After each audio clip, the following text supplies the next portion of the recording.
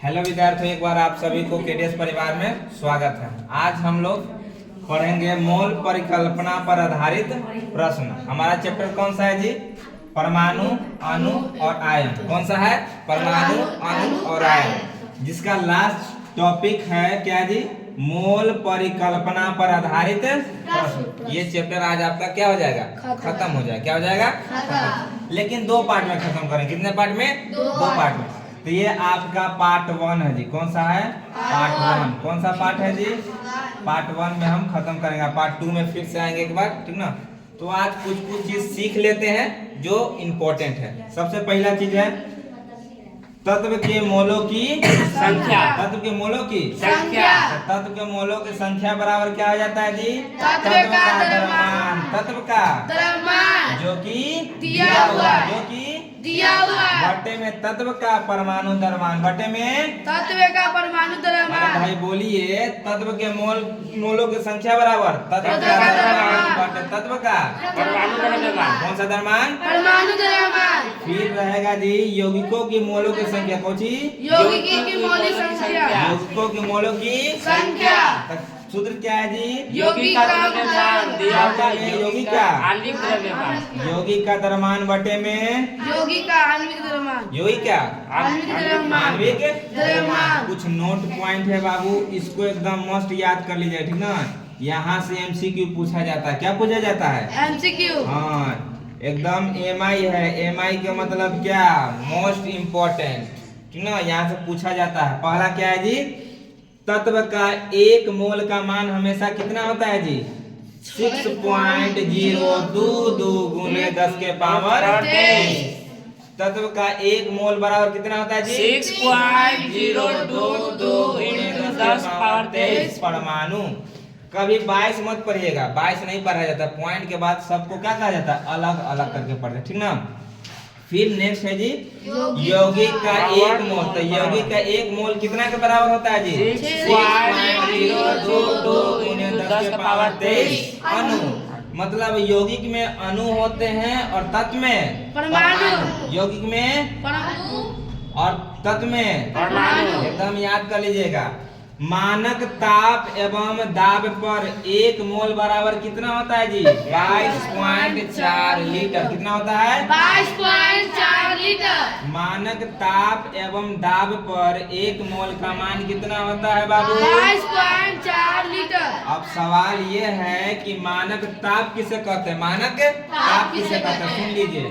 तो जब तापमान 298 केल्विन, तापमान कितना? 298 केल्विन या 25 डिग्री सेल्सियस या 25 डिग्री सेल्सियस, जबकि दाब कितना हो जाए जी? एक बार। कितना बार? एक बार। या बार नहीं बोले तो पास्कल भी बोल सकते हैं, बार नहीं तो पास्कल भी कह सकते हैं, क्योंकि दाब कैसे मात्रा को जो होता है? पास्कल।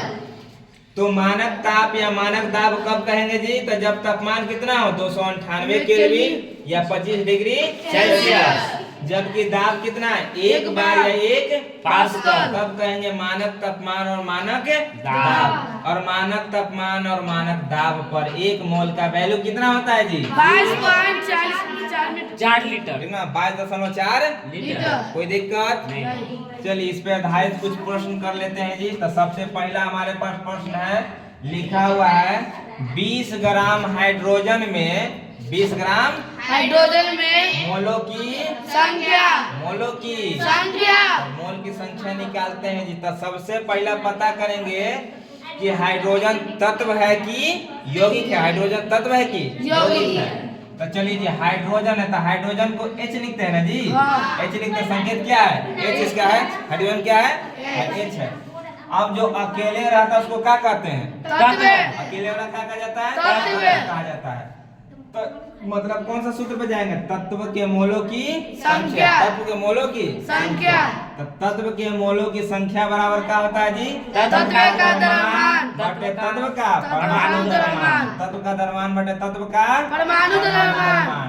तो बताइए जी, तत्व का द्रव्यमान जो दिया हुआ है ना जी, हाँ। जी जो दिया हुआ है। दिया हुआ जो दिया दिया हुआ हुआ तो तत्व का परमाणु द्रव्यमान कितना दिया हो बाबू? 20 ग्राम। कितना ग्राम? 20 ग्राम। 20 ग्राम जी। और नीचे तत्व का परमाणु द्रव्यमान। तो हाइड्रोजन का परमाणु द्रव्यमान कितना? 1। तो 1 से भागा दीजिएगा तो कितना आएगा बाबू? 20। बात समझ में आया कि नहीं? आया। आया ना? इससे रिलेटेड एक क्वेश्चन है, आपको कमेंट करना है। क्वेश्चन है 20 ग्राम कैल्शियम में मोलों की संख्या क्या है जी? 20 ग्राम नहीं भैया, 40।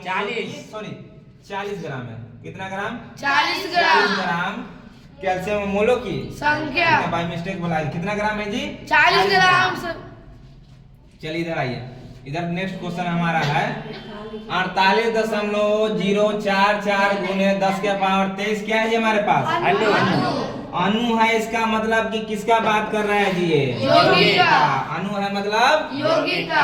क्योंकि देख लीजिए अणु किसमें रहता है? यौगिक में रहता है। और इसमें अमोनिया में मोलों की संख्या पूछ रहा है। अमोनिया मोलों की संख्या। तो सुन लीजिए जी कैसे निकालेंगे। मोलों की संख्या निकालना है जी। मोलों की संख्या कैसे निकालेंगे? देखिए हमको पता है कि यौगिक का 1 मोल बराबर कितना होता है जी? 6.022 यौगिक के 1 मोल बराबर कितना होता है बाबू? 6.022 गुने 10 के पावर 23। अणु ना जी? अणु ना? कोई दिक्कत? अणु होता है, ठीक ना? और यहाँ भी दिया हुआ कौन सी? अणु। यहाँ भी कौन सी होता है? अणु होता है। आपसे पूछा है कितना ग्राम के? 1 अणु के। कितना अणु के? 1 अणु के। जबकि दिया हुआ कितना के है? 48.044 गुने 10 के पावर 23 का मान दिया हुआ। सुन लीजिए कंसेप्ट है कि कभी भी 1 से ज्यादा का वैल्यू दिया रहे, 1 से ज्यादा का वैल्यू और 1 का वैल्यू पूछे तो हमेशा क्या किया जाता है? डिवाइड। क्या किया जाता है? डिवाइड। 1 का मान दिया रहे, 1 का मान दिया रहे। 1 का मान दिया रहे। 1 से अधिक का पूछे तो मल्टीप्लाई, 1 पूछे तो मल्टीप्लाई। लेकिन अधिक का दिया रहे, अधिक का दिया रहे। 1 का पूछे, अधिक का दिया रहे और 1 का पूछे तो हमेशा क्या करिएगा? डिवाइड। क्या करिएगा? डिवाइड। अधिक से कम में आएंगे तो कुछ करिएगा? डिवाइड।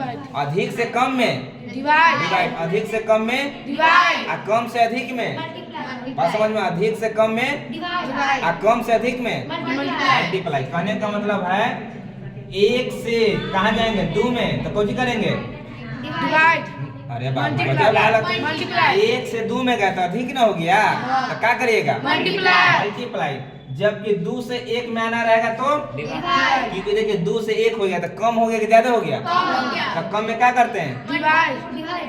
डिवाइड करते हैं। कुछ करते हैं? डिवाइड। छोटा कंसेप्ट नहीं रखिएगा तो मैथ्स नहीं बनेगा। इतना ध्यान रखिए, ठीक ना? मैथ भी नहीं बना पाइएगा। फिर समझिए हम क्या बोले बाबू?